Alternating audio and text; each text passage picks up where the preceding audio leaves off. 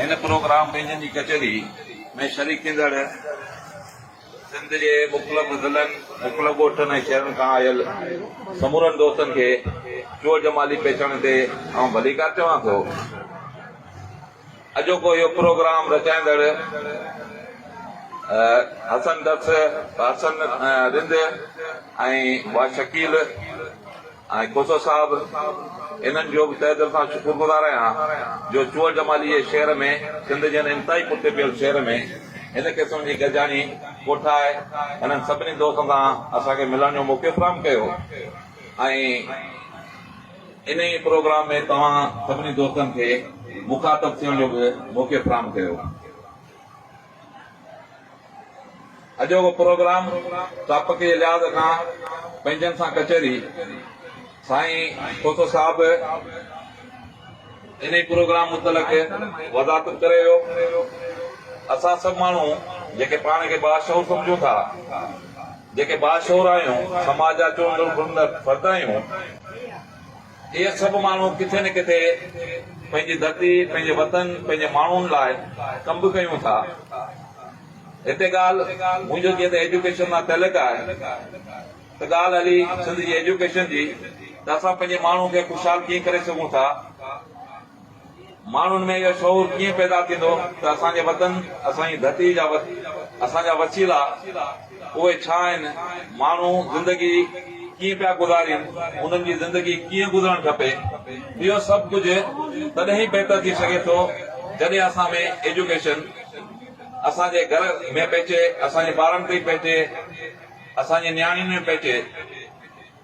ऐं सिंध हुकूमत या वक़्त जा हुकुमरान उहे केतिरो हिन शइ में सिंसियर आहिनि त सिंध जे माण्हू खे बहितर एजुकेशन ॾेई सघिजे, उहा असीं सभु माण्हू चङी रीति सम्झूं था।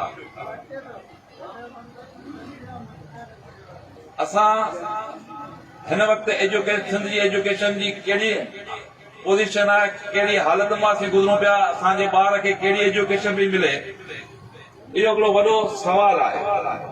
बज़ाहिर असां समूरा माण्हू हिननि शयुनि ते ॻाल्हायूं था, तकरीरूं बि कयूं था, ॻाल्हि बि कंदा आहियूं, पर उनजो हल छा आहे, उनखे असीं कीअं बहितर करे सघूं था, हीउ हिकिड़ो वॾो सुवाल आहे जेको असां सभिनी खे हल करणो पवंदो, उन लाइ झाकोड़ करणी पवंदी, उन लाइ किथे न किथे असांखे पंहिंजो किरदारु अदा करणो पवंदो। आउं तव्हांखे ॿुधायां त सिंध हुकूमत हिन वक़्तु सिंध जा 5000 जे लॻभॻि स्कूल बंदि करे छॾिया आहिनि, पर कंहिं बि ॻोठ मां कंहिं बि ज़ाहिर असांजो कंहिं न कंहिं ॻोठ सां कंहिं शहर सां ज़रूर तइल्लुक़ आहे, पर किथां बि का रड़ कान थी आहे। कंहिं बि खोड़ सारा स्कूल बुनियादी सहूलियत खां महरूम आहिनि। हज़ारनि जे तइदाद स्कूलनि में न पीअण जो पाणी जी सहूलियत आहे, न लाइट आहे, न चौधीवारी आहे, न स्कूलनि में फर्नीचर आहे। गुज़िरियल 10 सालनि खां हिकु बि स्कूल खे हिकु बि बेंच सिंध सरकार न ॾिनी आहे।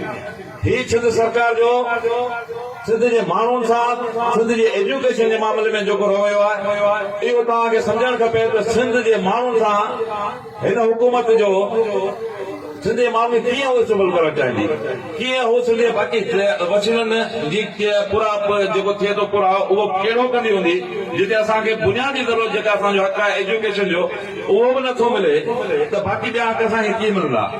त हीअ हिकिड़ी आउं सम्झां थो त हिकु साज़िश तहत सिंध जे माण्हुनि खे जाइर रखण जे लाइ हिन क़िस्म जूं पॉलिसियूं चुनियूं वयूं आहिनि। सिंध हुकूमत रोज़ाने जी बुनियाद ते ऑपरेशन कंदी आहे, रोज़ाने जी बुनियाद ते नई पॉलिसी आणींदी आहे, जॾहिं त सुधरियल मुल्कनि में ई हूंदो आहे त हर 20 सालनि जी पॉलिसी या 30 सालनि जी पॉलिसी आंदी हूंदी आहे त 30 सालनि में असांखे एजुकेशन किथां खां किथे पहचानी हूंदी आहे। पर इहा सिंध हुकूमत वाहिद सूबो आहे पाकिस्तान जो जंहिंमें हर 3 महीननि खां पोइ नई पॉलिसी अचे थी।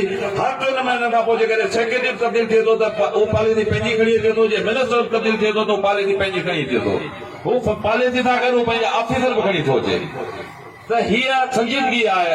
हिन मां तव्हां ॿुधो हीअ सिंध हुकूमत जी असांजे माण्हुनि जे लाइ सिंध हुकूमत केतिरा संजीदा, इहो हिकिड़ो वॾो सुवाल आहे जंहिं ते असां सभिनी बाशऊर माण्हुनि खे ख़ासि करे असांजा कॉन्फ्रेंस दोस्त बि वेठा आहिनि जेके वर्किंग कनि था, पंहिंजी धरती जी पंहिंजी धरती माण्हुनि जी ॻाल्हि कनि था, जेके उन लाइ ॾींहुं राति महिनत कनि था, घर घर वञनि था, माण्हुनि ताईं हिननि समूरी शयुनि जी प्रचार कनि था।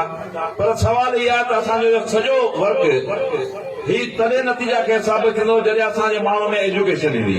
उन लाइ बुनियादी बेस इहो आहे त अचो सभु गॾिजी करे सिंध जी एजुकेशन लाइ वर्क कयूं, माण्हुनि खे सरकार खे ही पैगाम ॾियूं, हुनखे मजबूर कयूं त हू सिंध जे हर घर जे ॿार खे एजुकेशन मुफ़्त फराहम करे। न त ही दुकान खुली विया आहिनि प्राइवेट स्कूलनि जे नालनि ते। असां सां वॾो ज़ुल्म आहे, असांजी ॿोली तबाह पई थिए।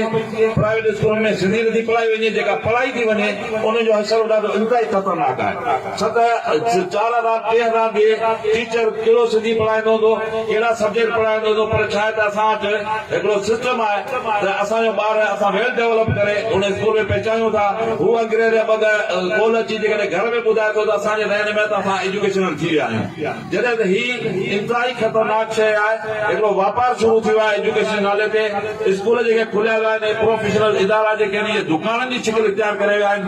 ऐं असांजा सरकारी स्कूलनि खे प्रोपेगेंडा ज़रिए सिंध जे उस्ताद जे ख़िलाफ़ प्रोपेगेंडा कई पई वञे त सिंध जो उस्ताद पढ़ाए कोन थो, जॾहिं त बदकिस्मती इहा आहे त सिंध जो उस्ताद पढ़ाए थो पर सिंध जे उस्ताद खे उहो माण्हू नथो वञे, स्कूल में ॿार खे उहो माण्हू नथो मुहैया कयो वञे जेको असांजे प्राइवेट स्कूल खे हथ वठी हुन माण्हू ॾिनो आहे। वॾियूं फीयूं, वॾा थेला, ॿार वेल डेकोरेट। असांजो माइट जेको आहे उनजो किरदारु इहा आहे त जेको प्राइवेट में ॿार पढ़े थो उनखे सुबुह मां घरां वठे थो, स्कूल ते छॾे थो ऐं वापसि वठी स्कूल खां मोकिले टाइम ते वठी घर छॾे थो।